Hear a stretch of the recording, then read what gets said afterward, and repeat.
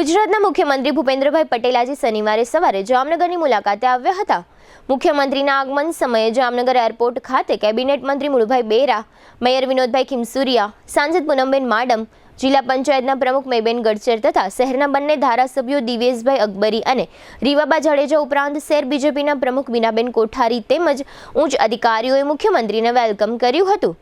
ત્યારબાદ મુખ્યમંત્રીનો કાફલો town hall ખાતે મુખ્ય કાર્યક્રમમાં પહોંચ્યો હતો।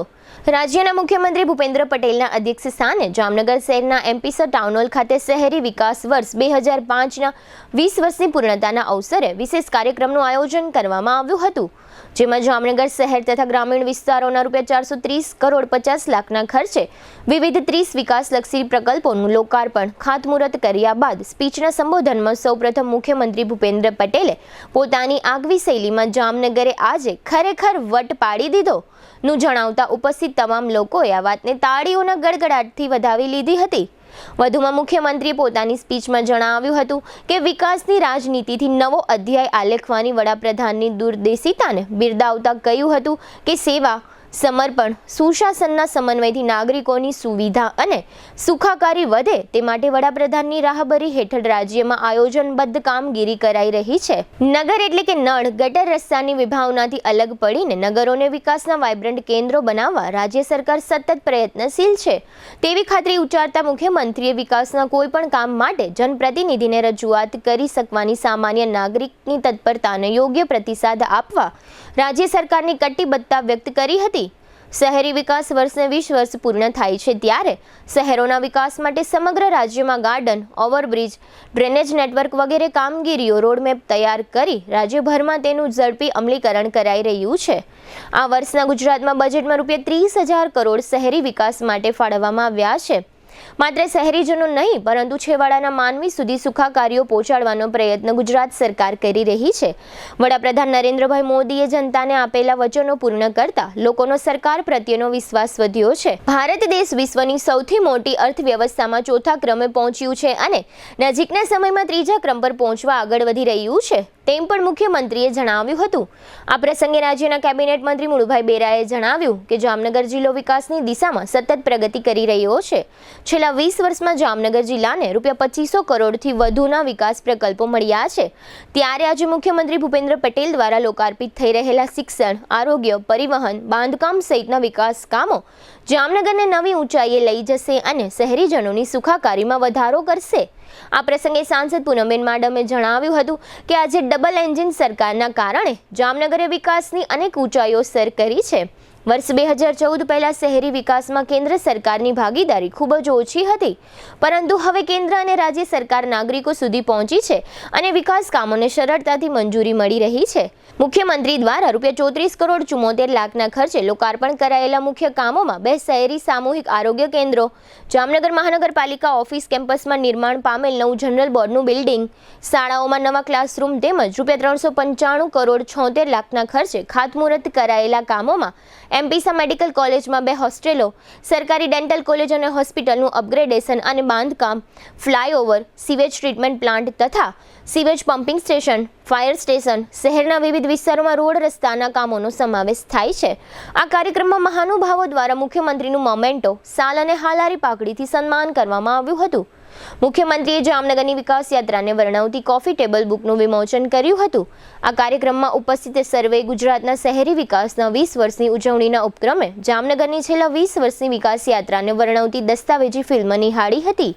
આ પ્રસંગે મેયર વિનોદભાઈ ખીમસુરિયાએ મહાનુભાવોનું શાબ્દિક સ્વાગત કર્યું હતું। કાર્યક્રમમાં જિલ્લા પંચાયત પ્રમુખ મેયબેન ગડચર, ધારાસભ્યો Diveshbhai Akbari, Rivaba Jadeja, Meghjibhai Chavda, deputy mayor Krishnaben Sodha, standing કમિટીના ચેરમેન નિલેશભાઈ કગથરા, મુખ્ય સચિવ પંકજ જોશી, મુખ્યમંત્રીના સચિવ Vikrant Pandey, collector Ketan Thakkar, commissioner DN Modi, જિલ્લા વિકાસ અધિકારી વિકલ્પ ભારદ્વાજ, પોલીસ અધિક્ષક પ્રેમસુખ ડેલુ, શહેર બીજેપી પ્રમુખ બીનાબેન કોઠારી સહિતના પદાધિકારીઓ તથા બહોળી સંખ્યામાં નગરજનો ઉપસ્થિત રહ્યા હતા। આ તકે જામનગરના ટાઉન હોલમાં મુખ્યમંત્રીએ આપેલી લાઈવ સ્પીચના આ રહ્યા મુખ્ય અંશો। आर्य कन्या गुरुकुल करीब 90 एकड़ में फैले इस विशाल परिसर में कक्षा 5 से लेकर 12 तक निवासीय शिक्षा के अवसर उपलब्ध हैं। इसके अलावा स्थानीय कन्याओं के लिए केजी से लेकर 12वीं कक्षा तक गुजराती तथा अंग्रेजी माध्यम स्कूल भी कार्यरत है। आर्ट्स तथा कॉमर्स विद्या शाखाओं में स्नातक तथा अनुस्नातक कक्षा के अभ्यासक्रम भी इसी परिसर में चलाए जा रहे हैं, जहां पाक कला, सौंदर्य कला, सिलाई कला तथा हर प्रकार के खेलों में भी यहाँ की बालिकाएं निपुण हो उसका ध्यान रखा जाता है। यहाँ कन्याओं को वेदों के प्राचीन मंत्रों के संस्कारों के साथ विज्ञान और टेक्नोलॉजी से जुड़ी आधुनिक शिक्षा दी जाती है। बालिकाओं को विभिन्न कलाओं में पारंगत बनाने के साथ संस्कारों का सिंचन इस गुरुकुल की विशेषता है। आर्य कन्या गुरुकुल पोरबंदर में एडमिशन्स के लिए संपर्क कीजिए 8258030303 या 8258040404। જામનગર ખરેખર વટ પાડી દીધો છે। ગુજરાતને તો વડાપ્રધાનશ્રીના આગવા વિઝન અને નેતૃત્વનો લાભ અઢી દાયકાથી મળી રહ્યો છે। શહેરની સુખાકારી એટલે નળ, ગટર, રસ્તાની માનસિકતામાંથી બહાર લાવીને મોદી સાહેબે શહેરને વિકાસના વાઇબ્રન્ટ કેન્દ્રો બનાવવાની શરૂઆત કરી હતી। આ ત્રણ વસ્તુ એ પાયાની ગણાય અને એ પાયાની વસ્તુ માટે પણ કેટલી તકલીફો થતી અને પૂરી કરવા માટે પૈસાનું આયોજન ના હોય અને પૈસાનું આયોજન કરવા માટેની પણ મુશ્કેલી। જ્યારે અત્યારે તમે જુઓ તો લાખ 2 લાખ રૂપિયાનું કામ નહીં પણ કરોડનું કામ માટે અહીંયા બેઠેલા કોર્પોરેટર પાસે સામાન્ય જન આવી શકે છે। કેટલો મોટો બદલાવ માન્ય વડાપ્રધાનશ્રીના નેતૃત્વમાં શહેરી વિકાસ વર્ષ ઉજવ્યું ત્યારથી તમે જુઓ તો દરેકે દરેક સુવિધા આ નળ, ગટર, પાણીમાંથી બહાર નીકળીને ગાર્ડન ડેવલપમેન્ટ હોય, ઓવરબ્રિજ હોય, પાણીની ટાંકી હોય, ડ્રેનેજ નેટવર્ક હોય, એસટીપી પ્લાન્ટ હોય, જે શહેરને જે સુવિધા જોઈતી હોય એ પ્રમાણેનું આયોજન આખા ગુજરાતમાં થયું। જે હમણાં પૂનમબેન કહેતા હતા એમ કે ભાઈ આપણે વિશ્વની મોટી અર્થવ્યવસ્થા 4 નંબર ઉપર પહોંચ્યા છે અને આપણે 3જા નંબર ઉપર આગળ વધી રહ્યા છે અને કેટલા ટૂંકા ગાળામાં। તો કે ભાઈ માનનીય વડાપ્રધાન શ્રી જ્યારે વડાપ્રધાન તરીકે બેઠા ત્યારે આપણે 11મા સ્થાન ઉપર હતા, આજે 4થા સ્થાન ઉપર આવ્યા છે। 4થા સ્થાન દેશ અને દુનિયામાં આપણી ગૌરવ, દેશનું ગૌરવ માનનીય વડાપ્રધાન શ્રીના નેતૃત્વમાં વધી રહ્યું છે। ત્યારે આપણી પણ જવાબદારી છે। માનનીય વડાપ્રધાન શ્રીએ 9 એવા સંકલ્પો આપણને આપ્યા છે કે જેને આપણે રોજ બરોજ એમાંથી આપણાથી જે થઈ શકે એ આપણે કરવું જોઈએ। હમણાં 2 દિવસ પહેલા આપણે વિશ્વ પર્યાવરણ દિવસની ઉજવણી કરી અને એની અંદર એક પેડ માં કે નામ અને એક પેડ માં કે નામ અંતર્ગત ગયા વર્ષે આખા દેશમાં સૌથી વધારે વૃક્ષો ગુજરાતે વાવી અને 17.50 લાખ કરોડ વૃક્ષો વાવીને બીજા નંબરના સ્થાને ગુજરાત રહ્યું છે। અત્યારે જે પ્રમાણે પાણી આપણે વાપરી રહ્યા છીએ, પાણી વાપરવાની કોઈ ના નથી।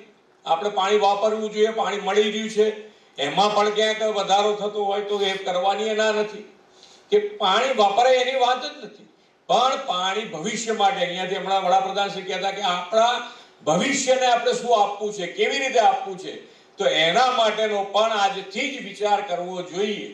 અને એ વિચાર એટલે કે વરસાદનું ટીપે ટીપું પાણી આપણે જમીનમાં કેવી રીતે લઈ જઈ શકીએ એના માટે માન્ય વડાપ્રધાન શ્રીએ કેચ ધ રેન અંતર્ગત એક આખી મુહિમ આખા દેશમાં ઉપાડી છે।